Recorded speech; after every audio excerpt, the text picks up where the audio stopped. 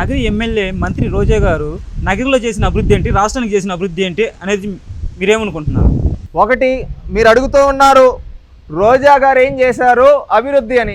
అభివృద్ధి అనేది ఆ పదంకి అర్థమే తెలియదు మన మంత్రి రోజా గారికి.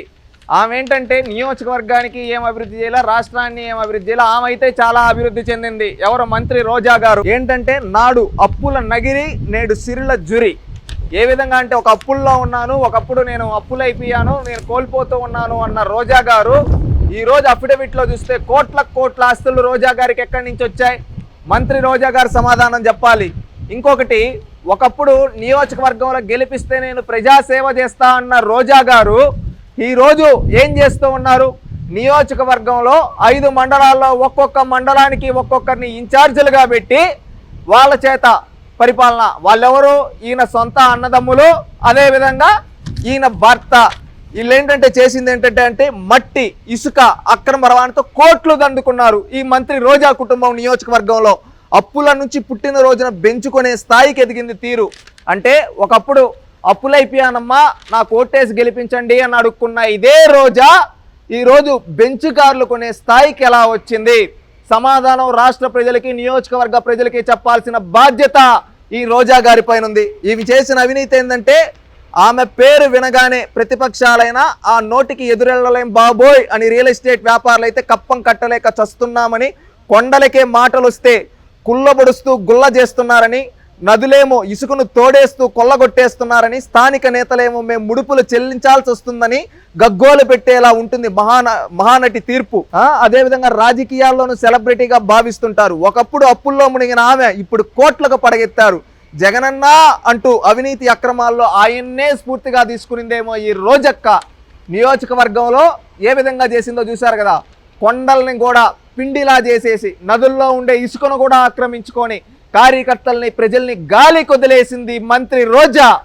ఈమె చేసింది ఏంటంటే ప్రకృతి వనరులను కొట్టి కోట్లు కొల్లగొట్టింది. అంటే కొండల్ని కావచ్చు, ఇసుక కావచ్చు, అదేవిధంగా కొన్ని క్వారీల్లో నుంచి కావచ్చు దోచుకొని తినింది ఎవరి రోజా. అదేవిధంగా ట్రస్ట్ పేరుతో దోపిడీ. ఏమంటే ట్రస్టులు అని చెప్పి బాగా వసూలు చేయడంలో ఈమె ఎక్స్పర్టు. అదేవిధంగా మంత్రి రోజా గారు ఏం చేశారు? సోదరులతో ఒకవైపు, భర్తతో ఒకవైపు ఏ విధంగా అవినీతి చేసిందంటే మండలాల వారీగా వసూలు చేసుకునే బాధ్యతల్ని భర్త సోదరులకు అప్పగించింది. తమ పరిధిలో మండలాల్లో రియల్ ఎస్టేట్ వ్యాపారులు ఎక్కడైనా కొత్త వెంచర్ వేశారంటే ఈ బంధుగణాన్ని కప్పం కట్టాల్సిందే. ఈరోజు రోజా ఎక్కడో ఒక దగ్గర ఎవరో ఒకటి సామాన్యుడు కష్టపడి వెంచర్ వేసుకుంటూ ఉంటాడు. అక్కడ ఏంటంటే వీళ్ళ మనుషులను పంపిస్తుంది. వీళ్ళు నాకు కప్పం కట్టాలి. ఎంత అవుతుంది? ఇది ల్యాండ్ వాల్యూ ఎంత? ₹1,00,00,000. అయితే నాకు 10%, 10 లక్షలు ఇవ్వండి అని ఈ విధంగా కప్పం కట్టించుకునే స్థాయికి దిగజారిపోయింది మంత్రి రోజా. అదే కాకుండా భూసేకరణ పేరుతో భారీ దోపిడీ. ఏ విధంగా అంటే నకిలీ పట్టాలు సృష్టించడంలో ఎంఆర్ఓలను వీళ్ళని లోబరుచుకొని నకిలీ పట్టాలు సృష్టించడంలో రోజాను మించిన దిట్టలేరు బహుశా రాష్ట్రంలోనే. ఆ విధంగా చేసింది. ఇదే విధంగా పోస్ట్ కోరేటు. ఇక్కడ ఏంటంటే చిన్న పోస్టులు ఉంటాయండి. ఏంటంటే అంగన్వాడీ పోస్టులు కావచ్చు, లైన్ మ్యాన్ పోస్టులు కావచ్చు, అదేవిధంగా విద్యుత్ సబ్స్టేషన్లో షిఫ్ట్ ఆపరేటివ్ ఒక్కొక్క పోస్టుకి 10 లక్షల నుంచి 15 లక్షలకి అమ్ముకునింది ఈ రోజా. 10 లక్షల నుంచి 15 లక్షలకు అమ్ముకునింది. అదేవిధంగా ఇవి మాత్రమే కాకుండా నియోజకవర్గంలోని విజయపురం మండలం, మహారాజపురంలో తదితర ప్రాంతాల్లో కొంత విస్తీర్ణంలో తవ్వకాలు గ్రావెల్ క్వారీకి అనుమతి తీసుకుని అనధికారికంగా పెట్టిన మొత్తం తవ్వేశారు. ఒక్క విజయపురం ప్రాంతం నుంచే తమిళనాడుకి రోజుకి 300 టిప్పర్లు గ్రావెల్ని తరలించారు. బినామీ పేర్లు అనుమతులు తీసుకుని చెన్నైలో ఒక్కొక్క లారీకి 20,000 వరకు వసూలు చేశారు. ఈ ఖర్చున అన్ని ఖర్చులు పోను రోజుకు 2 లక్షల మేర వెనకేశారు. వడమాలపేట మండలంలో అప్పలాయిగుంట, అంజేరమ్మ కనుమ వద్ద ఎలాంటి అనుమతులు లేకుండా గుట్టల్ని పిప్పి చేశారు. ఆ రాళ్లు మట్టిని పూతలపట్టు, నాయుడుపేట రోడ్డు పనులు చేపడుతున్న గుత్తేదారులకు తరలించి భారీ ఎత్తున ఆర్జించింది. మండలాల్లో చిన్న చితక నాయకులు కూడా ప్రజాప్రతినిధి సోదరులకు కప్పం కట్టాల్సింది. కంకర, గ్రానైట్ క్వారీల యజమానుల నుంచి నెలవారీ మామూలు వసూలు చేయడంతో పాటు అధికారులు బదిలీల్లోనూ చేతివాటం ప్రదర్శించి కోట్లు వెనకేసుకున్నారు. నగిరి నుంచి విజయపురం మండలంలో కేవి శ్రీరాంపురం వద్దకు కుస్తలి నదీ పరివాహక ప్రాంతంలో ఇసుకను అక్రమంగా తవ్వేసి తమిళనాడుకు తరలించారు. అలా ఒక్కొక్క లారీకి ఇసుక్కు 20,000 నుంచి 30,000 వరకు వసూలు చేసి లబ్ధి పొందింది ఎవరు? ఈ రోజా.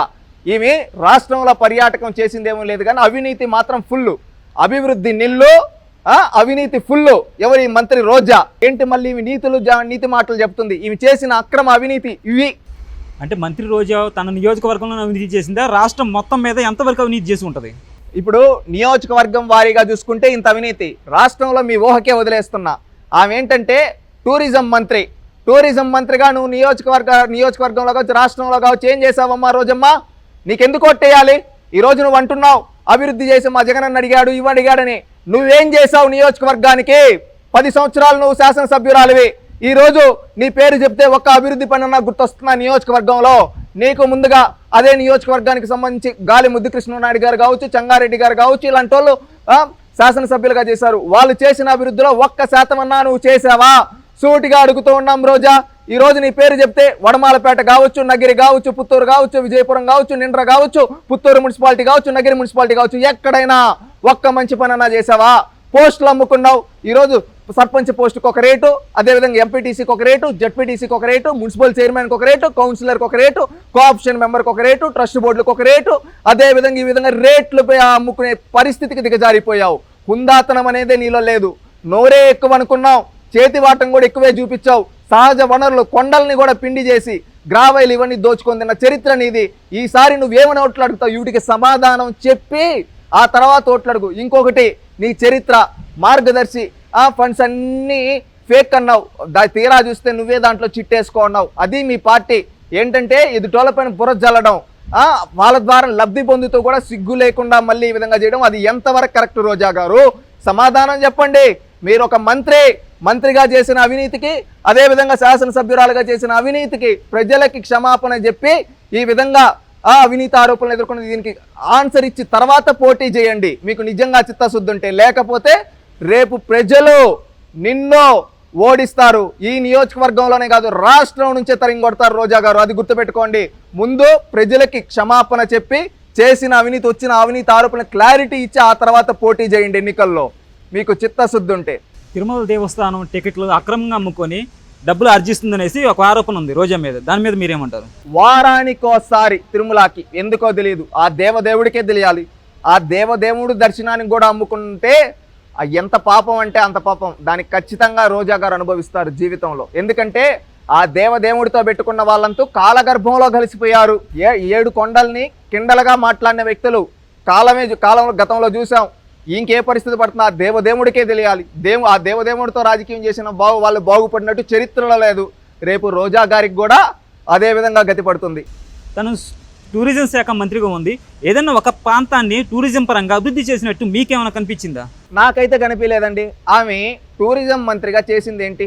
ఈరోజు ఆమె రాష్ట్రం మొత్తం వదిలే, నీ జిల్లా ఉమ్మడి చిత్తూరు జిల్లాలో దేవాలయాలు ఉన్నాయి. తిరుమల తిరుపతి ఉంది, అదేవిధంగా కాణిపాకం ఉంది, అదేవిధంగా శ్రీకాళహస్తి ఉంది. ఇవి మాత్రమే కాకుండా మనకు మదనపల్లి దగ్గర హార్సీ హిల్స్ ఉన్నాయి. అదేవిధంగా ప్రపంచంలోనే త్రిమూర్తులు కలిసి ఒకే విగ్రహంలో వెలిసిన గుడిమల్లం మన జిల్లాలోనే ఉంది. నువ్వు మన జిల్లాకు చేసిన అభివృద్ధి ఏంటి? ఇన్ని ప్రాంతాలు ఉన్నాయి కదా టూరిజం ప్రకారంగా, ఇన్ని దేవాలయాలు ఉన్నాయి కదా, నువ్వు మన చిత్తూరు జిల్లాకు చేసిన టూరిజం డెవలప్మెంట్ ఏంటి చెప్పమనండి. ఒక్కటి చెప్పలేదు. పేరుకు మాత్రమే జిల్లా మంత్రి, చేసేదంతా అవినీతి.